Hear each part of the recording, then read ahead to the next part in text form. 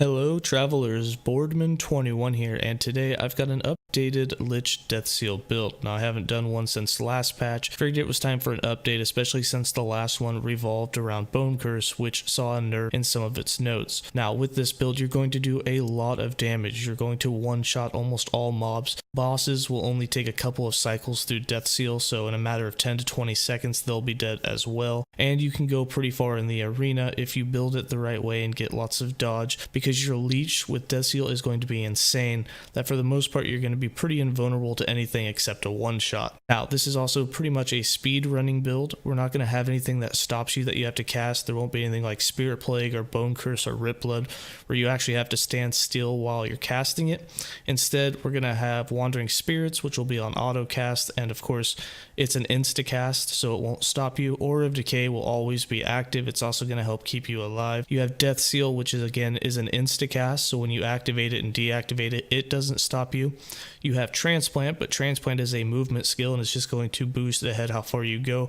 Reaper Form is the only thing that will stop you, but you'll be in Reaper Form for your entire run, so you don't have to worry about stopping and casting yourself and transforming back into Reaper. And then of course Reaper Form has Reap itself, which is another movement skill. So you'll have two movement skills, a couple of auto cast skills that are insta cast, and you're basically going to just run through and one shot everything along the way while Death Seal is active. The Wandering Spirits will be your backup damage. You do leech some of the damage they do, since you have overall damage leached as health and not health on hit, which is really nice, which means that when Death Seal's not active, you're still going to have a source of leech coming in from those guys.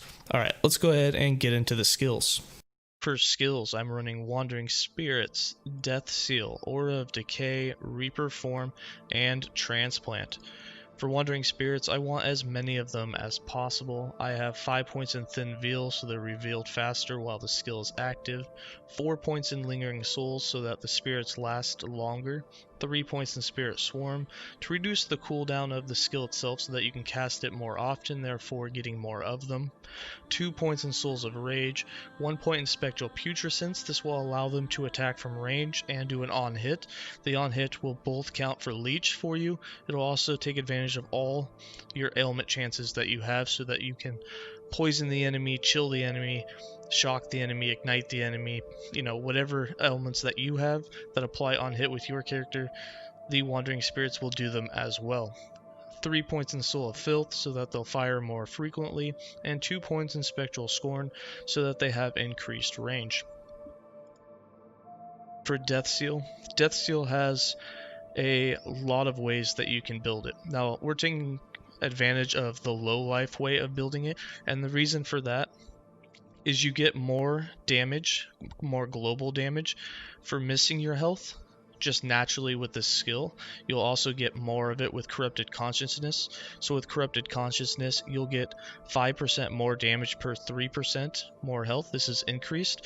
With the skill itself you get 1% more damage per 1% missing health, so we'll be missing 67% of our health guaranteed. That means you'll do 67% more damage from all sources. You also take less damage, equal to 0.5% of your missing health, so since we'll be missing 67% of our health, we'll take 33.5% less damage from all sources. We have 3 points in Desperate Shroud, so that for each 10 missing health that we have, we will gain 6 armor and 6 stun avoidance. And then with 1 point in Deadlock, this guarantees you'll be reduced down to 33% of your maximum health, meaning that you'll have 67% missing health guaranteed. If you don't start at full health when you activate the skill, it might even be lower than that, so you even get bigger bonuses. So now with the 3 points in Desperate Shroud, you'll get, with this build, if you have the exact same amount of maximum health, which we have 1900 on this build, you'll be reduced down to just over 600 health, which means you have about 1200 missing health. If you do the math on this, that means that you'll have about 720 armor added, 720 flat armor. We have some percent increases in our gear and other places, which is going to allow for you to have 30% damage reduction on this build the way that we have it.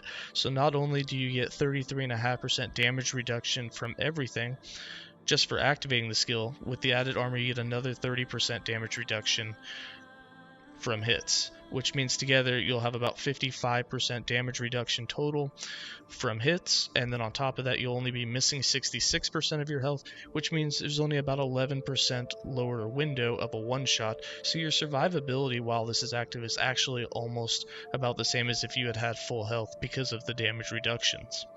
And of course that's from hits. If you're in dots, it's a little bit of a different story. The armor obviously wouldn't be effective against it. With 1 point in Mortal Pulse, you now have a Death Wave cast every second, and then with 2 points in Tachycardia, that Death Wave frequency is increased by 24%, and it gives it a little bit more base crit chance. Now we are running a one-handed Prophecy Wand, along with a Catalyst so that we can get even more base crit chance. So this build is based around crit chance. While you have Death Seal and Reaper form active, you'll have roughly a 100% chance to crit with Death Wave, which is huge. When Reaper form is not active, you're about an 80 to an 85% chance to crit, which is still super high. And because of that, we stacked more crit multi on all the pieces that we could, so that we could do even more damage. For Aura of Decay, first, we don't want to poison ourselves. The main reason for using this skill is so that we could heal a percent of our missing health. Since we'll have Death Seal active at almost all times, we'll be missing a huge part of our health. So in between hits, let's say that you're not hitting anything, instead of your life going down and getting knocked out of Reaper form, 12% of your missing life will be healed every second. So for us, we'll be missing 66% of our life, or around 1200. 12% of that is roughly 100 to 200 health. You can do the exact math to figure out what it is, especially once you know your maximum health. But 12% of that missing life, which for us is about 100 to 200 health, will be healed each second, and that heal is enough that when you don't have any leech sources, it's going to help you stay in Reaper form in between mobs. We also have it converted to do armor shred instead of poison. That way it doesn't actually do damage to us, which helps keep us in Reaper form. And shredding the armor of your enemies is also really nice, because it's going to make them take more damage from the Death Wave hits. Also have 3 points in Chill to the Bone for chill chance, 1 point in Putrid Bombs, 4 points in Undertow for slow chance, 3 points in Corrosive Aura, and 4 points in Plague Rat for the increased area. For Reaper form, if you want to play more defensive, you can definitely go into the route of giving yourself even more armor. You can max out your necrotic and poison through this skill tree. However, we just wanted more damage out of this, so I went with 2 points in Mistress of Decay, 4 points in Harbinger of Blood, 1 point in Reaper's Ascendance, 4 points in Soul for a Soul, this increases your total damage output, 1 point in Ghastly Flow for more move speed, 4 points in Reaper's Curse for the 100% increased crit chance and damage, and then 4 points in Death's Door so that you do more hit damage with Reap and you have more damage at low life. So again, while Reaper form and Death Seal are both active at the same time, your damage gets a bit crazy. And then for Transplant, you can set this up any way that you want. I went with some bone minions, bone armor for some damage reduction, and then of course detonations and casting Rip Blood for just some extra hits. 1 point in Acolyte's Fervor, 3 points in Dance with Blood, 1 point in Rain of Blood, 3 points in Depravity, 3 points in Bone Armor, 2 points in Plated Bone, 3 points in Apostasy, 1 point in Samir Crumb, probably pronounced that one wrong, 1 point in Purgatory, and 2 points in Ivory Court. For passives, I have 20 points in the Acolyte base class with 8 points in Blood Aura, 5 points in Blood Pact, and 7 points in Forbidden Knowledge, 0 points in the Necromancer, and 91 points in the Lich. With 8 points in Survival of the Cruel, 8 points in Dance with Death, because we will have low life at times, you get triple that, so that's 120% damage. 5 points in Grasp of Fate, because Death Wave is necrotic. 8 points in Lasting Stench. This increases your poison damage and poison duration. This allows for the Wandering Spirits to stack a lot more damage. 8 points in Unclosing Wounds for that 112% increased damage. 10 points in 3 Plagues so that you have the physical, necrotic, and poison penetration, which is huge for this class.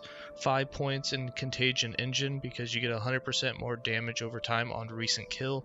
You'll be killing quite often, and the Wandering Spirits and you applying the poison has a lot of damage over time, so getting 100% bonus is huge.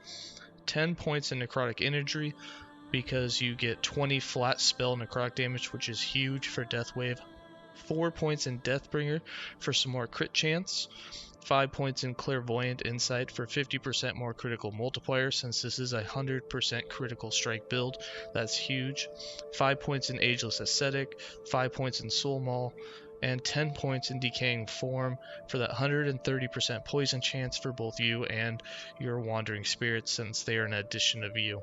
For items and idols, before I go over it, I just want to say you can now see all of this and hover over them and edit them in Damit's build planner, the new tool that's out. So that's definitely going to be on the website. So the link in the description below will have a link to the forum, and in that forum will be a link to the build itself, in which you'll be able to see blessings, items, and gear. You'll be able to hover over them, see exactly what they are, and change things around depending on how you want to play the build and build on it, and see what you can change and how you can improve it, as these are not, max tiered items. A lot of them are tier 1, tier 2s, some tier 5s. So you can play around with it, see what you can do. All these items are tier 15 and lower, so that'll allow you to see what you can change up. If you do get some tier 5s, maybe you'll be able to remove an elemental resistance and put something else like dodge rating in it and that type of thing. So definitely check that out. For my idols, I have 1x2s with increased and flat health. The more health you have, obviously the more armor and stun avoidance you get, and the more damage you'll do when you activate Death Seal. So stacking health is very helpful. I have increased poison resistance in the 1x2, and the 1x3s I have increased health and critical strike chance. You want this one the most because the critical strike chance helps. However, you can also get increased health and flat health idols. So just a combination of mixture of those so that you can get as much health as possible, and if you want more crit, you can get that as well. I'm only getting 20% critical strike chance here, which isn't huge, so you could definitely just put more health in that spot if you'd like. For the gear itself, I have a Prophecy Wand. My Prophecy Wand has critical strike multiplier,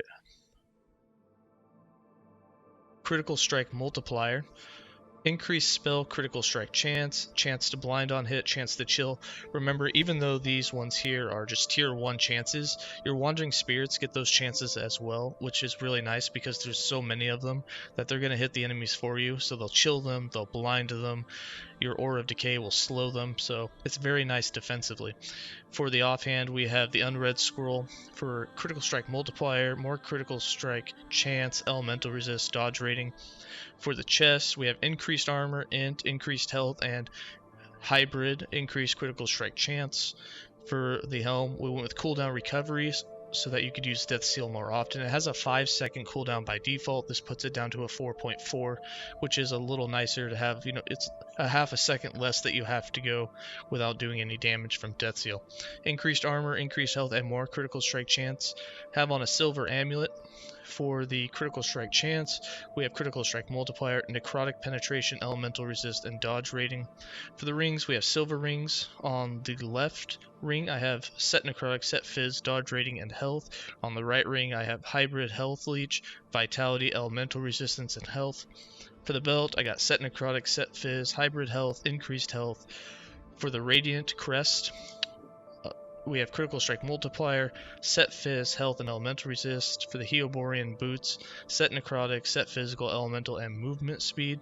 And then for the gloves, solo embraces for the increased critical strike chance, along with set necrotic, set physical, elemental, and hybrid health. For the character sheet, again, you'll be able to see this inside of that build planner as well. You even get more details. You'll be able to hover through the stats. It's a little bit cleaner so that you can see everything. We have capped resistances except for lightning and fire. So if you want to get a little bit more elemental resistance, a lot of mine are tier 1 or tier 2. It was kind of the last thing I was going for. My armor, by default, with Aura of Decay active, is only at 1%, and we have 3% dodge, so not very defensive there. But what you do get is once you activate Reaper Form, you'll see that your damages go up, and you'll be getting, of course, more leech because you have more damage. And it's once you activate Death Seal that you get a huge bonus. So when I activate Death Seal, you'll see I jump up to 26% armor. We have over 1,000% damages, and you're also going to have more stun avoidance, and you're going to be doing even more crazier damage. And then how I play the build. So I like to put Reaper Form, Wandering Spirits both on autocast. so that we're constantly moving and the wandering spirits will constantly be going up. Then we have Aura of Decay that'll always be active since it's not damaging you and it's actually healing you for a percentage of your missing health. It's actually very helpful defensively. So all you have to worry about at this point is transplanting and then activating Death Seal whenever it comes off cooldown. So you'll be able to jump around and then just activate Death Seal, and whenever it comes off you'll be able to, of course, just look at it. This lets you focus on the mobs more. And then as you can see, we're doing 500,000 damage to the training dummy. Remember, Death Seal does more damage towards the end of its life. So that's when you're getting those 500,000 damage hits. And as you activate it again here, you can see you're just doing crazy amounts of damage with it, 500,000 damage. And we're wearing a one-handed weapon. A two-handed staff is obviously going to do more damage, but you won't be able to get the 100% crit with it that we have here, which is huge. You know, that amount of crit damage is really big. Alright, I'm going to go ahead and give you guys some more gameplay.